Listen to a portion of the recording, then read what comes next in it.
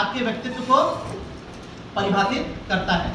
मैं जिस तरीके से आपके साथ बोलचाल करूंगा उस तरीके से क्या होगा, आपके मन में मेरी एक छवि बनेगी, अर्थात मेरा एक व्यक्तित्व तैयार होगा। समझ में आया आप लोगों को? इसी तरीके से वास्तविक जीवन में हमारा व्यक्तित्व और डिजिटल जीवन में हमारा व्यक्तित्व दोनों क्या है, बहुत ही इंपॉर्टेंट है। ठीक है, हमारे लिए बहुत ही महत्वपूर्ण है।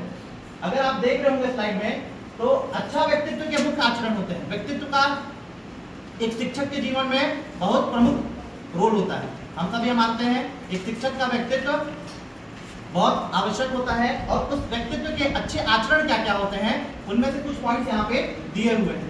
जैसे सबसे पहला पॉइंट आप लोगों को दिख रहा होगा, ईमानदारी और सत्यता। एक व्यक्ति को कैसा होना चाहिए, ईमानदार होना चाहिए और साथ में सत्य का साथ देने वाला होना चाहिए। हर परिस्थिति में सत्य को स्वीकारने वाला होना चाहिए। दूसरा देखा जाए सहानुभूति और दयालुता। सहानुभूति से कोई क्या समझते हैं आप लोग? लोगों के प्रति करुणा का भाव रहना चाहिए हमारे दिल में, है ना। हमारे साथ जो भी लोग हैं, जो छोटे लोग हैं, जैसे हम सीनियर हैं तो हमारे जो जूनियर हैं उनके प्रति हमारे दिल में क्या होना चाहिए, करुणा का भाव रहना चाहिए। कोई असहाय व्यक्ति है तो उसके प्रति हमारे दिल में क्या होना चाहिए, करुणा का भाव रहना चाहिए। ठीक है, वही हमारी क्या होती है, सहानुभूति बताती है। तीसरा जिम्मेदारी और जवाबदेही। मतलब एक व्यक्ति को अपने आपने जो भी कार्य किया उसके लिए आपको क्या होना पड़ेगा, जिम्मेदारी लेना आना चाहिए। हमें उसकी जिम्मेदारी लेनी आनी चाहिए, और अगर हमसे कोई गलती हो जाए तो उसकी जवाबदेही देने की भी हिम्मत हमारे अंदर होना चाहिए। ये सारे पॉइंट्स क्या है, एक अच्छे व्यक्तित्व के आचरण दर्शाते हैं। ठीक है, अगर हम बात करते हैं जवाबदेही की, अगर हमसे कुछ गलती हो गई तो उस गलती को स्वीकारना, ठीक, कि हमसे गलती हुई है और हम इसके लिए क्षमा प्रार्थी हैं और उस गलती को सुधारना, ये एक अच्छे व्यक्तित्व का निशानी होती है। चौथा पॉइंट देखें तो सम्मान और विनम्रता। सम्मान से आप सभी परिचित हैं कि हमें सामने वालों को हमेशा क्या देना चाहिए, सम्मान देना चाहिए। जैसा हम करेंगे वैसा ही हम पाएंगे। तो इसलिए क्या करना चाहिए, हमें अपने शिक्षकों को, हमारे जूनियर जो भी हैं हमारे आसपास, उन सबके साथ क्या होना चाहिए, सम्मान के भाव के साथ रहना चाहिए। आत्मविश्वास और साहस, इससे सब ये तो इम्पोर्टेंट पॉइंट है और कॉमन पॉइंट भी बहुत ज़्यादा, हर जगह हम इस पॉइंट को देखते हैं। आत्मविश्वास होना चाहिए हमारे अंदर। यदि हमको कोई कार्य दिया जाता है तो हम उस कार्य को पूर्ण कर सकते हैं, इस चीज़ का आत्मविश्वास होना चाहिए और साथ ही साहस भी होना चाहिए। ये हम लोग जो पॉइंट्स देखे, जो भी आचरण देखे, ये मैंने आपको वास्तविक जीवन में हमारे व्यक्तित्व को कैसे देखा जाता है उसके लिए बताया है। अब बात करते हैं जो आज का इंपॉर्टेंट टॉपिक हमारा डिजिटल युग। तो डिजिटल व्यक्तित्व, जब डिजिटल युग की बात करते हैं तो जब हम डिजिटल युग में जिस तरीके से प्रस्तुत करते हैं खुद को, वो हमारा क्या दर्शाता है, डिजिटल व्यक्तित्व दर्शाता है। तो डिजिटल व्यक्तित्व में जब आपकी बात कहा जाए तो सबसे पहले हमारी पहचान कैसे होती है डिजिटल युग में? आप सभी इंस्टाग्राम में होंगे, फेसबुक में होंगे, तो आपका अपना एक प्रोफाइल होगा। वो प्रोफाइल क्या करता है, आपके बारे में दर्शाता है। वही क्या है, आपकी डिजिटल पहचान का पहला हिस्सा है। ठीक, सर्वप्रथम आपको पहचानने के लिए हम क्या करेंगे, आपके प्रोफाइल के थ्रू ही पहचाना जा सकता है। उस प्रोफाइल में आपका नाम होगा, आपकी फोटो होगी और जो भी चीजें होती हैं उसके थ्रू क्या किया जाता है, पहचाना जाता है। दूसरा बात है, ये तो हमारी पहचान की बात होगी। फिर डिजिटल नैतिकता। नैतिकता से अर्थ क्या है, नैतिकता से आप क्या समझते हैं? कोई भी एक नैतिकता, बीएड में तो हम लोग को पढ़ाया जाता है ना नैतिकता के बारे में। क्या होता है नैतिकता? ऑनलाइन जैसे जो हम आचरण करते हैं वो हमारी नैतिकता और डिजिटल नैतिकता में आती है। सही नहीं। और कोई? सोशल मीडिया का उपयोग सही तरीके से करना चाहिए, किसी का फेक वीडियो वायरल नहीं करना चाहिए, ये हमारी नैतिकता हो सकती है। हाँ बिल्कुल, नैतिकता का उदाहरण आपने बहुत सही दिया है। लेकिन मैं आपसे पूछा, नैतिकता को जैसे हम परिभाषित करें, अगर किसी को अंतर समझाना हो कि नैतिकता से आप क्या समझेंगे? सही व गलत में अंतर करना। हाँ बिल्कुल सही। सही और गलत में जो एक रेखा होती है ना, वही रेखा हमारे लिए क्या है, नैतिकता है। नैतिकता का मतलब सही और गलत में क्या करना, अंतर कर पाना। ठीक, हमें यही चीज सीखना है डिजिटल नैतिकता में भी। जब भी हम डिजिटल युग में जब अपना प्रेजेंस दिखाते हैं तो उस जगह पे ऐसी चीजें करना जो क्या हो, सही हो, ये हमारी क्या होगी, डिजिटल नैतिकता का पार्ट हो गया। ठीक है, हिस्सा हो गया। दूसरा बात करते हैं सोशल मीडिया की जिम्मेदारी। कोई भी ऑनलाइन कार्य करते हैं, कोई भी टिप्पणी करते हैं, लाइक आप किसी ग्रुप में ज्वाइन है एक साथ सब लोग और कुछ आपने गलती से बाय मिस्टेक कोई फेक न्यूज़ को क्या कर दिया, वहाँ पे भेज दिया, फॉरवर्ड कर दिया, जिसको आपने अपने हिस्से से चेक नहीं किया था पर आपने भेज दिया किसी कारणवश। उस परिस्थिति में क्या होगा, लोग उसको मान लीजिए सही समझ लिए और बाद में जब आपको उस परिस्थिति में आपको गलत पाया गया तो उस परिस्थिति में आप क्या करते हैं, उसकी जवाबदारी लेते हैं। आप बोलते हैं कि हाँ मेरी गलती थी, मुझसे गलती हो गई, ठीक, आगे से ऐसा नहीं होगा। मैं कोई भी जानकारी को साझा करने से पहले उसे अपने स्तर पर क्या करूँगा, जांचूंगा या जांचूंगी, ठीक। तो ये हमारा हिस्सा होता है सोशल मीडिया जिम्मेदारी का। ये एक उदाहरण दिया है मैंने, ऐसे कई उदाहरण वहाँ पे प्रस्तुत होते हैं। साइबर सुरक्षा, साइबर सुरक्षा तो हम सब जान रहे हैं, अभी बहुत ज़्यादा इसके ऊपर वो भी चल रहा है, कैंपेन भी चलाया जा रहा है। साइबर सुरक्षा मतलब क्या, आप सभी का डिजिटल युग में एक अकाउंट है तो आपकी इंफॉर्मेशन भी डिजिटल युग में प्रेजेंट है, ठीक है। आपका पर्सनल डाटा जो है, ठीक है, आपकी पर्सनल जो भी इंफॉर्मेशन है वो भी क्या है, डिजिटल युग में प्रेजेंट है। तो उस डाटा को सेफ रखना वो किसके अंदर आता है, हमारा साइबर सुरक्षा के अंदर आता है, ठीक है। सरकार के द्वारा भी आपको क्या किए जाते हैं, कई कानून दिए गए हैं जिसके प्रावधान के अंतर्गत क्या हो सकता है, अगर कोई गैर कानूनी ढंग से आपकी पर्सनल डाटा को किसी को शेयर करता है, ठीक है, या कोई ऐप के द्वारा आपके पर्सनल डाटा को शेयर किया गया है तो आप क्या कर सकते हैं, कानूनी कार्रवाई करवा सकते हैं। नेक्स्ट देखते हैं डिजिटल साक्षरता। डिजिटल साक्षरता, साक्षरता तो हम सब जान पहचान है इस शब्द से। क्या होता है, जो भी चीजें हैं ऑनलाइन उपकरण, मतलब डिजिटल युग से संबंधित जो भी चीजें हैं उनका इस्तेमाल करने योग्य साक्षर हो पाना, ठीक है, शिक्षित करना, यही आता है हमारे डिजिटल साक्षरता के अंतर्गत। और ऑनलाइन सद्भाव, डिजिटल स्थान में सम्मानजनक और सकारात्मक व्यवहार बनाए रखना। सद्भाव मतलब समझते ही हैं, हमें कैसा व्यवहार करना है, तो डिजिटल युग में भी हमारा व्यवहार कैसा होना चाहिए, इस तरीके से होना चाहिए, सम्मानजनक और सकारात्मक। मतलब हमारी छवि कैसी बननी चाहिए, एक सकारात्मक छवि बननी चाहिए और दूसरों के साथ हमारा व्यवहार कैसा होना चाहिए, सम्मानजनक होना चाहिए। कोई डाउट यहाँ तक? अब जैसे मैं आपको बताया सोशल मीडिया के बारे में, हम जाने हमारे डिजिटल व्यक्तित्व के बारे में। सोशल मीडिया और डिजिटल व्यक्तित्व सुनने में जितना आम लगता है, इनकी इस विषय की गंभीरता उतनी ही ज़्यादा है। आज के समय में सोशल मीडिया के द्वारा लोगों, सोशल मीडिया के थ्रू, मतलब सोशल मीडिया के द्वारा लोग बहुत सारे क्राइम को अंजाम दे रहे हैं, ठीक, लोगों के साथ बहुत सारी क्या कहा जाए, अपराधजनक घटनाएं हो रही हैं। ऐसी परिस्थिति में आपके द्वारा सोशल मीडिया का सकारात्मक इस्तेमाल किया जाए यह बहुत आवश्यक हो जाता है, ठीक है। हम जब सोशल मीडिया का इस्तेमाल करते हैं तो उसका सकारात्मक इस्तेमाल करें, यह हमारे लिए बहुत ही ज़्यादा अति आवश्यक चीज़ है, ठीक। और उसके प्रति सबसे पहले क्या है कि हमको क्या चीज़ मिला है, अभिव्यक्ति की स्वतंत्रता मिली है। अभिव्यक्ति की मतलब हम अपने आप को स्वतंत्र रूप से व्यक्त कर सकते हैं, ठीक है, किसी के सामने अपने विचारों को स्वतंत्र रूप से क्या कर सकते हैं, प्रस्तुत कर सकते हैं। लेकिन क्या किया जाता है, सोशल मीडिया में हम सभी किसी न किसी इन्फ्लुएंसर को फॉलो करते ही हैं, हम सब किसी न किसी के विचारों से क्या होते हैं, सहमत करते ही, ठीक है। जब भी आप सोशल मीडिया यूज़ करते हैं तो लड़कियां किसी न किसी से, लड़के भी किसी न किसी को रेगुलरली फॉलो करते हैं, उनके थॉट्स और उनके द्वारा दिया गया कंटेंट हम डेली कंज्यूम करते हैं, ठीक। उसके थ्रू क्या होता है, हम वहाँ से इंफॉर्मेशन गैदर करते हैं।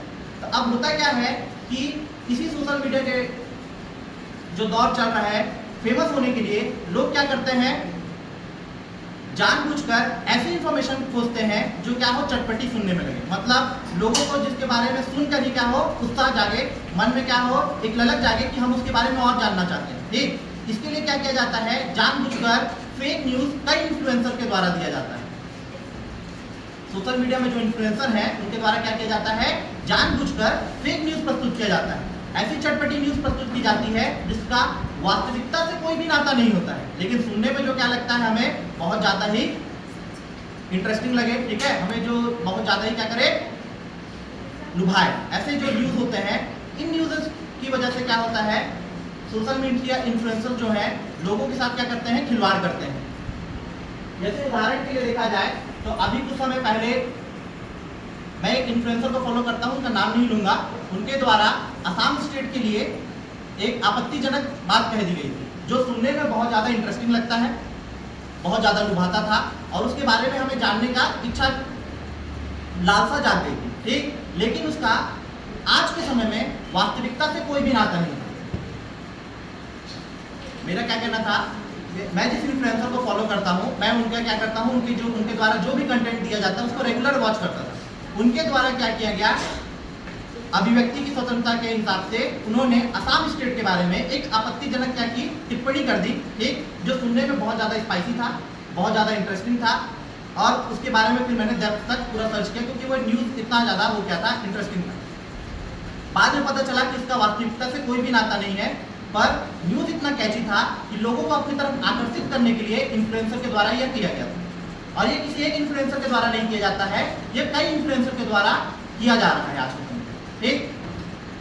तो अब इसको रोकना बहुत आवश्यक हो जाता है, क्योंकि क्या हुआ, इससे हमारे मन में एक गलत छवि पहले ही बन चुकी है उस चीज़ के बारे में। सच है नहीं है ये हमें नहीं पता, लेकिन हम जिस पर विश्वास करते हैं उसके द्वारा हमें वो जानकारी दी गई थी और हमने उस पर विश्वास कर दिया, ठीक। लेकिन वो सच है कि नहीं है इसका हमें भी कोई आइडिया नहीं होता। तो ऐसी परिस्थिति को ध्यान में रखते हुए अभी हाल फिलहाल में सुप्रीम कोर्ट के द्वारा कई कानून बनाए गए हैं जो कि डिजिटल युग में इन सारी चीज़ों को क्या करना चाहता है, रोकना चाहते हैं, ठीक है, इन पर कड़ाई से रोक लगाना चाहते हैं। तो उदाहरण के लिए यहाँ पे दिया हुआ है, इन्फ्लुएंसर और कंटेंट क्रिएटर अभिव्यक्ति की संवैधानिक सीमाओं को लांघ नहीं सकते। ये साफ साफ वहाँ पे डिजिटल युग वाले में लिख दिया गया है कि आज के समय पे इन्फ्लुएंसर और डिजिटल क्रिएटर अपने फॉलोअर्स बनाने के लिए संवैधानिक सीमाएं जो है अभिव्यक्ति की, उसे लांघ नहीं सकते। संवैधानिक सीमाएं मतलब हम अभिव्यक्ति उसी तरीके से करें जिससे किसी सामने वाले के सम्मान या किसी की जान को कोई खतरा ना हो, ठीक। तो उसी चीज को ध्यान में रखते हुए यहाँ पे इसके लिए कदम उठाया गया है। किसी का जैसे यहाँ पे आप देख रहे होंगे मुख्य निष्कर्ष में, व्यावसायिक लाभ के लिए किसी की गरिमा को ठेस पहुंचाना या सामाजिक सद्भाव बिगाड़ना कभी भी अभिव्यक्ति की स्वतंत्रता के दायरे में नहीं आता है।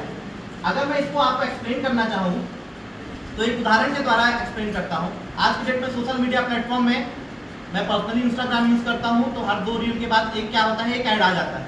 ऐसे ही कंटिन्यू ऐड आते रहते हैं। ऐड में क्या देखने को मिलता है आपको, सेम प्रोडक्ट कोई 2 कंपनी बेच रही होती है, ठीक है, और वो जब सेम प्रोडक्ट 2 कंपनी बेचती रहती है तो एक कंपनी क्या करती है, दायरे में रहते हुए अपने प्रोडक्ट का एडवर्टाइजमेंट करती है, और दूसरी कंपनी वही क्या करती है, उसके प्रोडक्ट को सही गलत साबित करती है, ठीक। उसके ऊपर क्या करती है, झूठा आरोप लगाती है कि इसके प्रोडक्ट जो है ऐसा रिजल्ट नहीं देते हैं, ये गलत प्रोडक्ट है, ठीक। इस तरीके से क्या करती है, वो दूसरे के प्रोडक्ट को हानि पहुंचाकर अपने प्रोडक्ट की क्या कर रही है, व्यावसायिक लाभ के लिए प्रचार प्रसार कर रही है। तो ये क्या है, गलत। आप ऐसा कोई भी तरीका इस्तेमाल नहीं कर सकते जिससे क्या हो, किसी दूसरे को हानि पहुंचे। ये अभी हमारे हाल फिलहाल में सुप्रीम कोर्ट के द्वारा नियम दिया गया है। दूसरा देखते हैं, डिजिटल गरिमा, सम्मान और अधिकार सर्वोपरि। अर्थात क्या हुआ, अपमान या उपहास की सीमा ना लांघा जाए, ठीक है। आज के समय पे हम जितना भी मीडिया कंज्यूम करते हैं, सोशल मीडिया पे, इंस्टाग्राम पे बहुत सारे ऐसे कंटेंट होते हैं, मैक्सिमम कंटेंट ऐसे होते हैं जिसमें लोगों का ज़्यादा इंटरेस्ट होता है, जिसमें क्या होता है, किसी व्यक्ति विशेष की क्या की जाए, या तो उपहास की जाए या तो किसी व्यक्ति विशेष पर क्या किया जाए, लालचन लगाया जाता है, ठीक है, उस पर आरोप लगाए जाते हैं। ऐसे वीडियो पे लोगों को ज़्यादा व्यूज देखने को मिलते हैं। आया आप लोगों को समझ में? तो सुप्रीम कोर्ट के द्वारा दिल्ली हाईकोर्ट के द्वारा इस पे क्या किया गया है, सीमा लाग दी गई है, एक सीमा लगाई गई है। सीमा क्या है कि आप कोई भी डिजिटल क्रिएटर अपमान या उपहास की सीमा नहीं लांघ सकता, ठीक। व्यक्तिगत गरिमा का उल्लंघन नहीं कर सकता। हर व्यक्ति की अपनी गरिमा होती है, उसका उल्लंघन नहीं किया जाना चाहिए। डिजिटल दुनिया में भी हर व्यक्ति को सम्मान के साथ जीने का मौलिक आधार प्राप्त है, ठीक। डिजिटल दुनिया में, डिजिटल युग में भी हम सब वहाँ पे प्रेजेंट हैं, तो हम सबको सम्मान के साथ वहाँ रहने का अधिकार है। एक एग्जाम्पल के लिए अगर मैं यहाँ पे किसी को एक उदाहरण लेते हैं, तो मान लीजिए हम क्या किए, एक ग्रुप बनाए, ग्रुप में हमारे साथ कहीं कोई क्लासमेट था, उसको ना जानबूझ के हम लोग क्या कर रहे हैं, 5-6 लोग ग्रुप बना के ट्रोल करना स्टार्ट कर दिए, ठीक। बस मस्ती मजे के लिए हम कर रहे हैं, लेकिन उसमें क्या हो रहा है, उसके ऊपर जब हम ट्रोलिंग कर रहे हैं, उसका क्या हो रहा है, मानसिक स्तर खराब हो रहा है, ठीक। उसे क्या हो रहा है, पीड़ा पहुंच रही है। तो ये क्या है, गलत है, ठीक। इन सारी चीज़ों को क्या करना है, रोकना है। यही सब चीज़ों को लेते हुए दिल्ली हाईकोर्ट ने ये नियम पारित किया। गलत सूचना का खतरा एक घातक सामाजिक चुनौती, इसको तो बता दिए हैं। फेक न्यूज़ के बारे में आप सब अवगत होंगे कि फेक न्यूज़ क्या होता है, समाज का सबसे बड़ा खतरनाक चीज़ है। एक भ्रामक खबरें जो होती हैं और जो अफवाहें होती हैं, जो आपको लुभाती हैं लेकिन जिनका वास्तविकता से कोई भी नाता नहीं होता है, वो हमारे समाज के लिए और हमारे लिए क्या है, बहुत ही हानिकारक होती हैं। तो ऐसी न्यूज़ को भी रोकना के लिए सरकार के द्वारा बहुत सारे नियम लागू किए गए हैं। अंतिम चेतावनी जो है उसमें क्या दिया है, सोशल मीडिया प्लेटफॉर्म के प्रयास के बावजूद सत्य को परखने की जिम्मेदारी अंततः उपयोगकर्ता की है। याद रखें, अफवाहों को रोकना सामाजिक सुरक्षा की पहली सीढ़ी। अल्टीमेटली सब चीज जाके कहाँ पे खत्म होता है, हम पर खत्म होता है। हम ही को क्या करना है, हम तक जो भी जानकारी पहुंच रही है उसका क्या करना है, जांच करना है। एक आपको ही जब आप किसी न्यूज को आगे बढ़ा रहे हैं तो उसकी क्या की जाए, पुष्टि करें कि वो सही है कि गलत है, ताकि क्या हो, आप फेक न्यूज के जो संचार है उसका माध्यम ना बने। किसी स्लाइड फ्लो में नेक्स्ट स्लाइड जो दिखा रहा है वो क्या बता रहा है, डिजिटल आईटी संशोधन नियम 2026। जैसे जैसे कोरोना के बाद एआई का क्या हो रहा है, इंप्रूवमेंट हो रहा है। एआई जैसे जैसे बढ़ते जा रहा है तो उसके थ्रू क्या किया जा रहा है, बहुत सारे फेक न्यूज, बहुत सारे फेक वीडियोस, बहुत सारे फेक इमेजेस क्या हो रहे हैं, फैलाए जा रहे हैं, संचार किए जा रहे हैं, जिसके माध्यम से क्या किया हो रहा है, किसी व्यक्ति विशेष को क्या हो रहा है, हानि पहुंच रही है। तो उसी चीज को क्या करने के लिए, रोकने के लिए सरकार के द्वारा आईटी संशोधन नियम 2026 लागू किया गया है। इसमें अगर देखो तो सबसे पहले यहाँ पे जो लिखा है, सिंथेटिक जानकारी की सख्त परिभाषा। सिंथेटिक जानकारी मतलब एआई के द्वारा जो भी जानकारी यहाँ पे हमारे प्रस्तुत की जाती है उसके लिए क्या होना चाहिए, सख्त परिभाषा होनी चाहिए। ठीक, मतलब वहाँ पे डिस्क्लेमर होना चाहिए। जैसे हम लोग कोई भी वीडियो देखते हैं तो उसके नीचे डिस्क्लेमर लिखा रहता है ना, एआई जनरेटेड है इस तरीके से।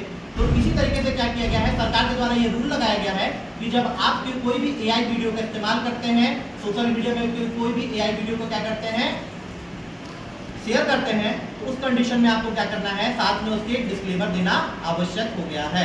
एक, ताकि वहां पे लिखा रहे साफ साफ कि वो कैसे जनरेट करें।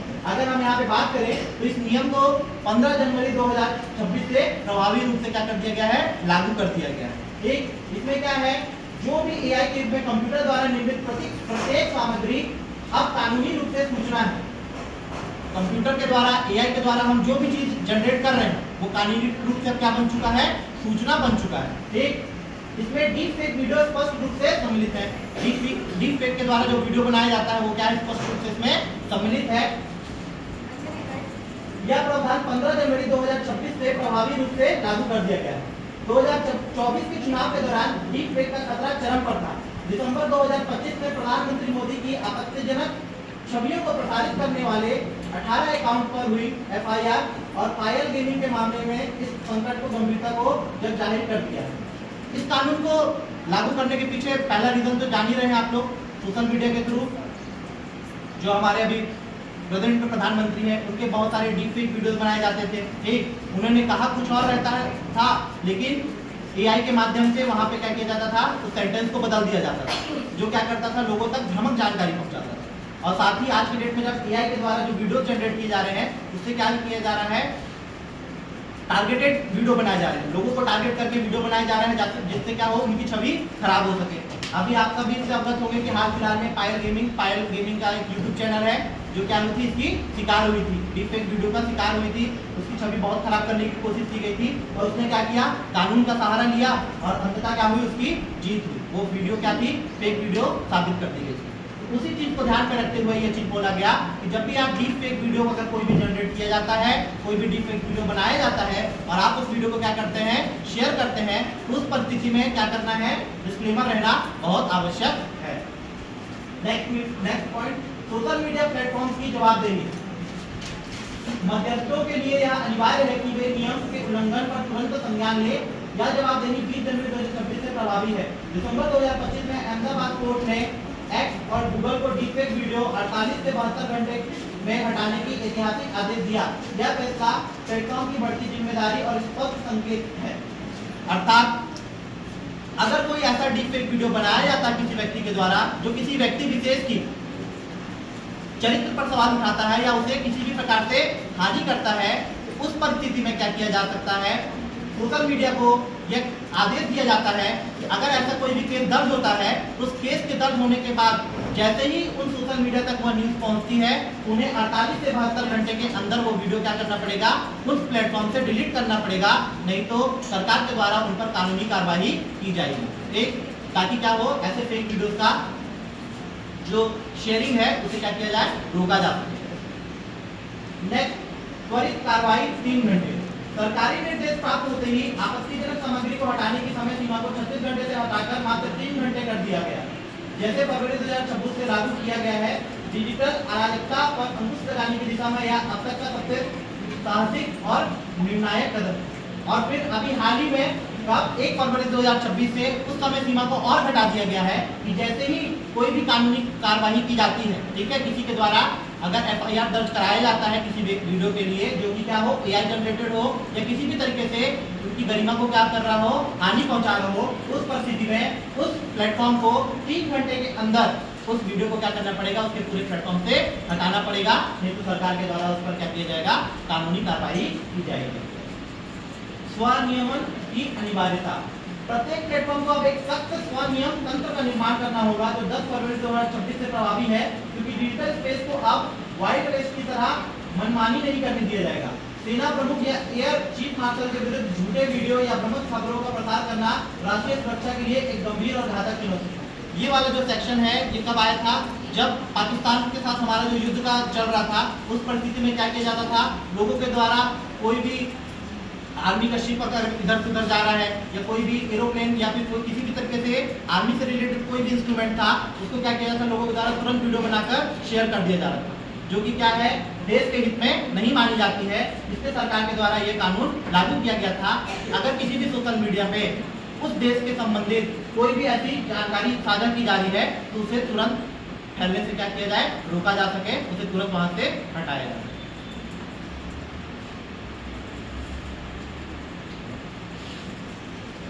सोशल मीडिया आचार संहिता जिम्मेदार बने, प्रभाव छोड़े। जिम्मेदारी हम सबको लेनी पड़ेगी। अंततः सारी बातें कहाँ जाके खत्म होती है, हम पर खत्म होती है। हमें जिम्मेदार होना पड़ेगा।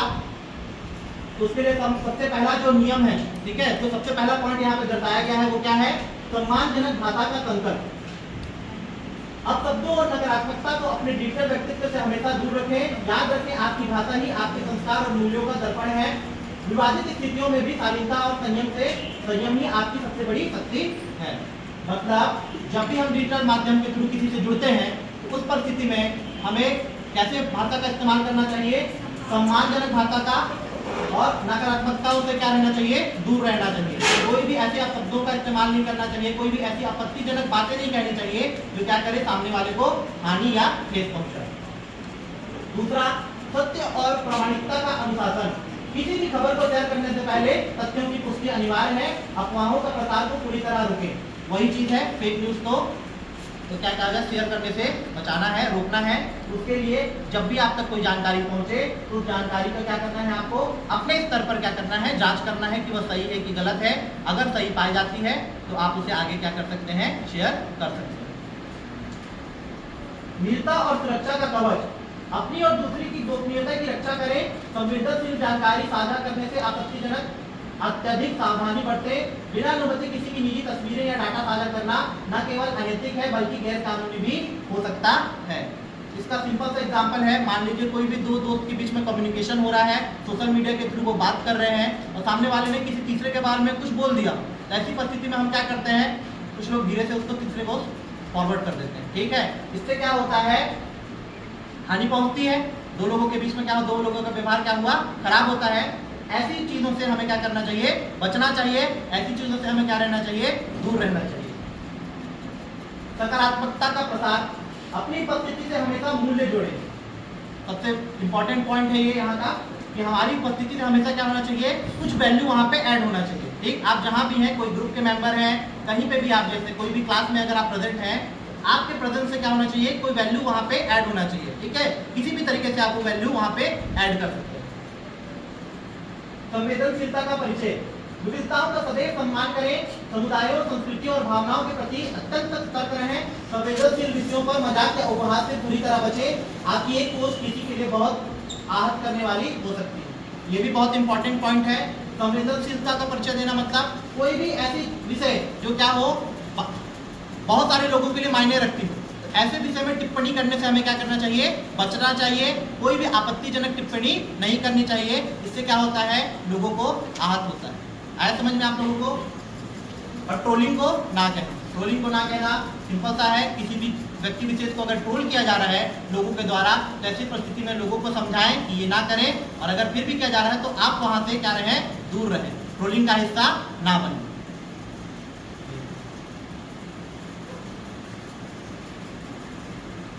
ये स्लाइड सोशल मीडिया इन्फ्लुएंसर्स के लिए था। यहाँ पे कोई है क्या सोशल मीडिया क्रिएटर, पर्सनली कोई बनाता हो सोशल मीडिया प्लेटफॉर्म में? कोई नहीं। फिर भी अगर हम किसी सोशल मीडिया इन्फ्लुएंसर को फॉलो करते हैं तो हमको क्या करना चाहिए, इन पॉइंट्स पे फोकस करना चाहिए। इन पॉइंट्स को ध्यान में रखना चाहिए कि सामने वाले के द्वारा जो भी कंटेंट बनाया जा रहा है, जो भी चीज हमसे साझा की जा रही है, वो इन बिंदुओं पर खड़ी उतरती है कि नहीं उतरती है। जैसे सबसे पहला क्या है, व्यावसायिक जवाबदेही। आपकी समग्र केवल मनोरंजन नहीं बल्कि व्यावसायिक जवाबदेही का हिस्सा है। हर शब्द के लिए आप कानूनी और नैतिक रूप से जिम्मेदार हैं। अपनी साथ को हमेशा प्राथमिकता दें। मतलब हमारा जो इन्फ्लुएंसर है वो कोई ऐसी चीज ना कह रहा हो, या जो भी चीज कहता है वो उस पर खुद अमल करता है कि नहीं करता है, ये देखना चाहिए। ठीक है, आपको कोई चीज किसी ने सजेस्ट की और वो उस चीज को करता है कि नहीं, ये देखना बहुत जरूरी है। ठीक है। दूसरा, कमजोर वर्गों का सम्मान। अपनी अभिव्यक्ति का उपयोग कभी भी दिव्यांगों, महिलाओं, बच्चों या अल्पसंख्यकों के विरुद्ध ना करें। संवेदनशीलता ही आपकी असली ताकत है। भेदभावपूर्ण सामग्री समाज को भावों को गहरा करती है। आप जब कोई भी इन्फ्लुएंसर है जिसको आप फॉलो करते हैं, तो आपको देखना चाहिए कि वो इन्फ्लुएंसर कभी समाज के पिछड़े वर्गों पे या जो कमजोर वर्ग हैं उनको टारगेट तो नहीं करता है, जानबूझकर कोई आपत्तिजनक बातें तो नहीं करता है उनके लिए, ताकि क्या हो सके, वो लोगों को स्पाइसी लगे और उसके फॉलोअर्स क्या हों, बढ़े। ऐसा करना क्या है, गलत है, क्योंकि ये क्या करती है, समाज में एक नकारात्मक छवि बनाने पे साथ देती है। ठीक है, इसलिए जो भी हम इन्फ्लुएंसर को फॉलो करते हैं या जो भी ऐसा करते हैं, तो आपको उनके साथ ये जानकारी साझा करनी चाहिए कि ऐसा नहीं करना चाहिए। इससे क्या होता है, लोगों को आहत होता है। आए समझ में? नेक्स्ट बात है हास्य और गरिमा में संतुलन। हम जो भी जिसको भी हम फॉलो कर रहे हैं वो हमारे साथ किसी भी चीज़ के लिए कोई भी कंटेंट, कोई भी टॉपिक पे क्या हो सकता है, किसी भी तरीके से मजाक वाली वीडियो प्रेजेंट कर सकता है, ठीक, या कोई भी चीज़ प्रेजेंट कर रहा है। तो ऐसी परिस्थिति में आपको ये देखना चाहिए कि हास्य और गरिमा का जो एक सीमा होती है, कहीं हमारे इन्फ्लुएंसर उसको लांघ तो नहीं रहा है। ठीक, और अगर आप भी कोई भी आप में से कोई भी अगर कोई सोशल इन्फ्लुएंसर है, तो आप भी जब भी कोई भी इस तरीके से कंटेंट पे वीडियो बनाते हैं या कोई भी जानकारी साझा करते हैं, तो आपको इस चीज पर ध्यान देना चाहिए कि आप किसी की गरिमा को ठेस तो नहीं पहुंचा रहे हैं।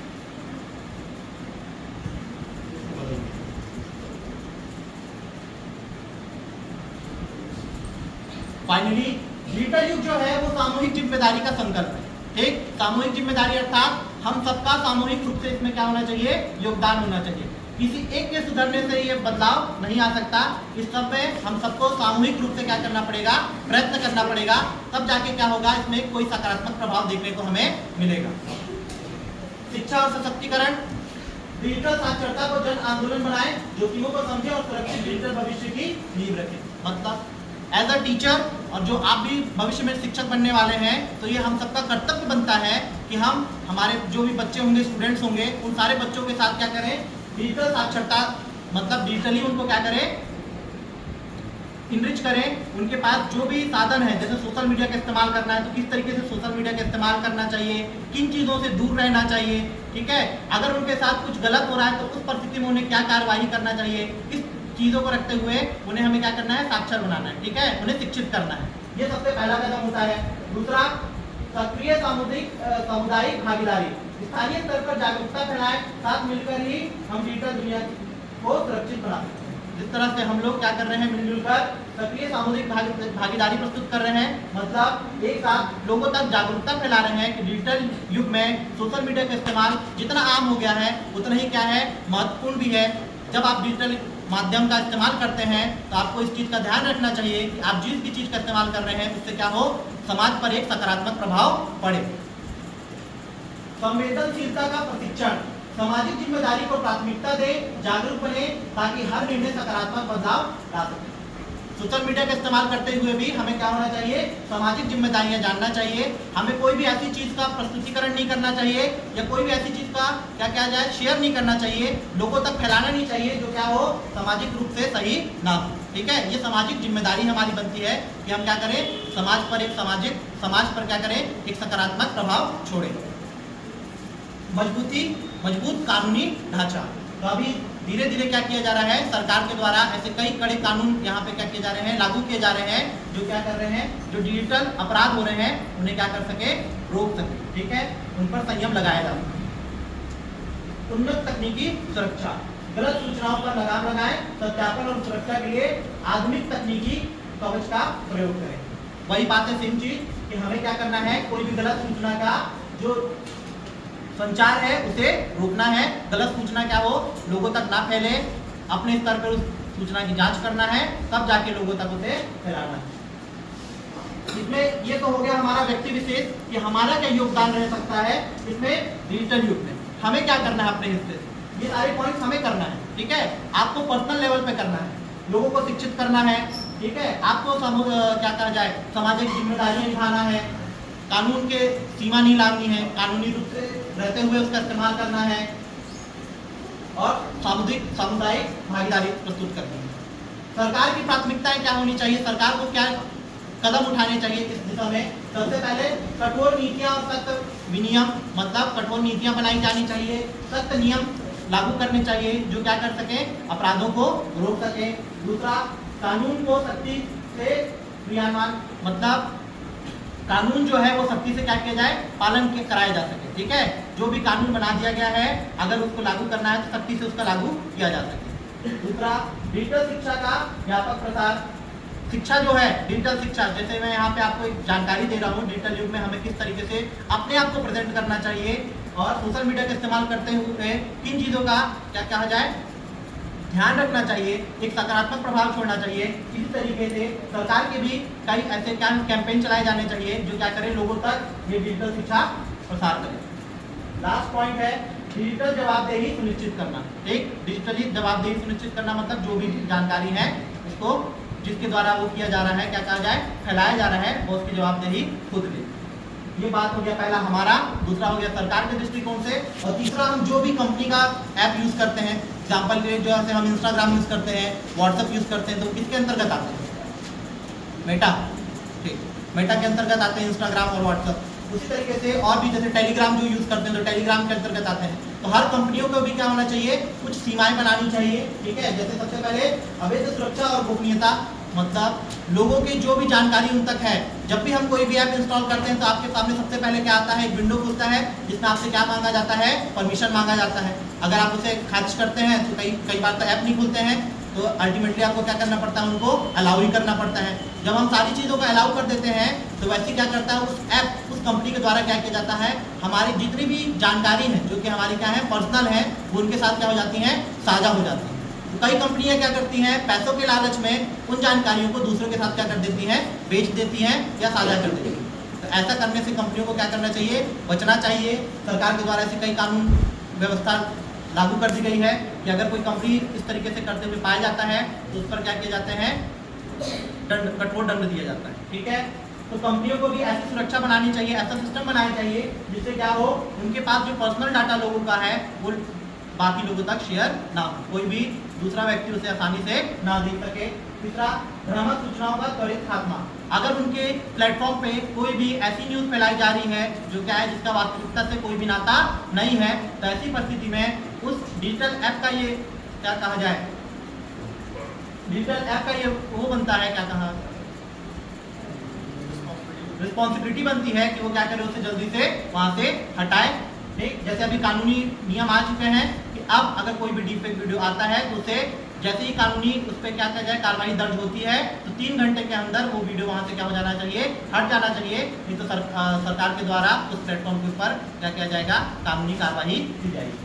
लास्टली, पारदर्शिता का उच्चतम रिपोर्टिंग। एक गवर्नमेंट के साथ अभी इस पे डिस्कशन चल रहा है कि गवर्नमेंट क्या चाहती है कि जितना भी डाटा इनके पास आता है उस पर गवर्नमेंट का क्या रहे, कंट्रोल रहे। जितने भी ऐप जो इंडिया पे चल रहे हैं, सोशल मीडिया ऐप, उस पर गवर्नमेंट क्या करना चाहता है, अपना कंट्रोल करना चाहता है, ताकि क्या करें, डिजिटल ऐप क्या करें, उस इंफॉर्मेशन को इलीगली किसी के साथ शेयर ना करें। ठीक है,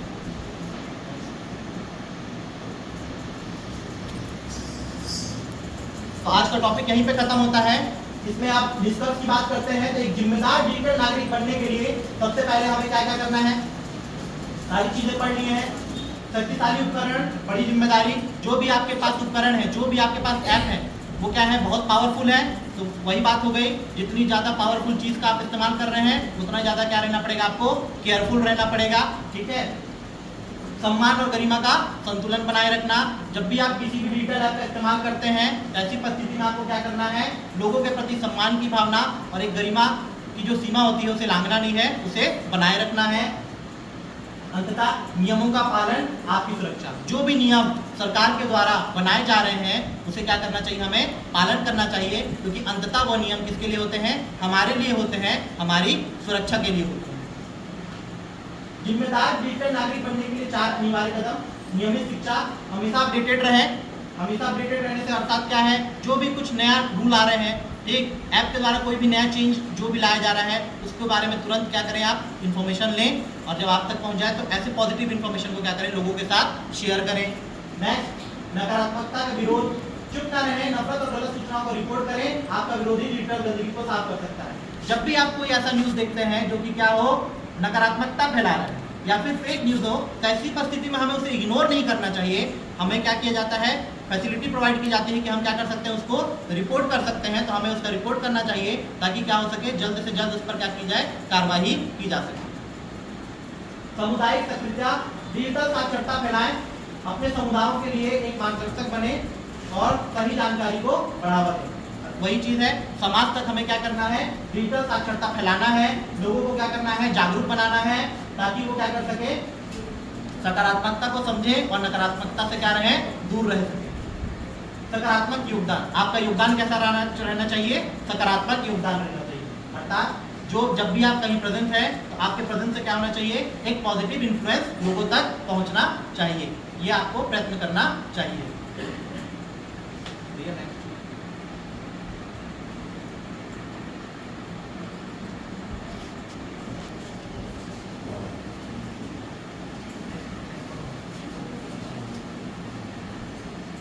तो मुख्य बिंदु पर आप ध्यान देख देते हैं, डिजिटल नैतिकता का सारांश।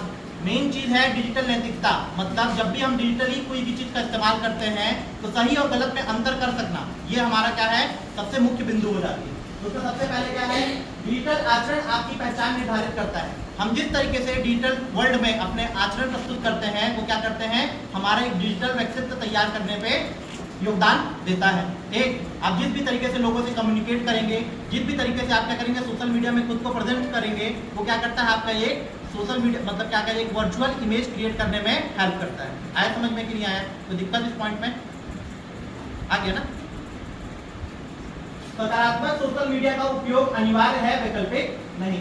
सकारात्मक सोशल मीडिया का उपयोग करना चाहिए, लेकिन ये क्या है, वैकल्पिक नहीं है। मतलब हमें इसको ऐसा नहीं लेना कि आज मैं बता दिया कि आपको पॉजिटिव वे में इसका इस्तेमाल करना चाहिए, तो नहीं, इसे क्या करना चाहिए, कंपल्सरली हमको इसको क्या करना चाहिए, फॉलो करना चाहिए। ठीक है, मतलब ये क्या हुआ, अनिवार्यता, हमको इस पर क्या करना है, चलना है। हमें ऐसे इस तरीके से सोशल मीडिया का इस्तेमाल करना चाहिए ताकि लोगों को हानि ना पहुंचे, ठीक, और एक पॉजिटिव इन्फ्लुएंस लोगों तक पहुंचे। नए आईटी नियम 2026 जवाबदेही लागू करते हैं। नया कानून जो भी बनाए जा रहे हैं वो क्या कर रहे हैं, लोगों के द्वारा अगर किसी भी तरीके से फेक वीडियोस या कोई भी चीज़ बना के क्या किया जाए, लोगों तक फैलाया जा रहा है, जो क्या कर रहा है, किसी भी तरीके से किसी भी व्यक्ति विशेष या किसी भी समूह को क्या कर रहा है, हानि पहुंचा रहा है, तो ऐसी परिस्थिति में पूर्ण जवाबदारी किसकी होगी, आपकी होगी। ये नियम पारित हो चुका है। ठीक, नेक्स्ट, प्रभावशाली व्यक्तियों की बड़ी जिम्मेदारी। इन्फ्लुएंसर का रोल सबसे बड़ा होता है। जो भी व्यक्ति विशेष जिससे क्या हो, हजारों करोड़ों लोग जुड़े हैं, तो उसका रोल क्या हो जाता है, इसमें बहुत प्रमुख हो जाता है। उसके द्वारा कोई भी ऐसी जानकारी या कोई भी इस तरीके का आचरण नहीं दर्शाया जाना चाहिए जो क्या किया जाए, लोगों पर नकारात्मक प्रभाव छोड़ता हो। ठीक है, डेटा गोपनीयता और व्यक्तिगत जानकारी की सुरक्षा महत्वपूर्ण है। इसमें क्या था, कोई भी ऐप, जो भी क्या कहा जाए, टेक कंपनीज हैं, उनके द्वारा लोगों का, कंज्यूमर का, जो भी उनके यूजर्स हैं, उनका डाटा क्या हो, किसी भी तरीके से शेयर नहीं किया जाना चाहिए उनके परमिशन के बिना। सरकार, प्लेटफॉर्म और उपयोगकर्ताओं से सामूहिक प्रयास की आवश्यकता है। अल्टीमेटली इसमें हमें गवर्नमेंट को और टेक कंपनी सबको मिलकर क्या करना है, एक साथ प्रयास करना है ताकि हम सब क्या कर सके, एक पॉजिटिव इन्फ्लुएंस छोड़ सके और सोशल मीडिया का सही इस्तेमाल हो सके। ठीक है,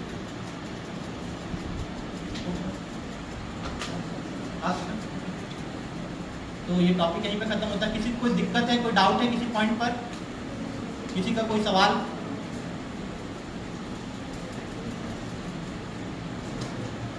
थैंक यू।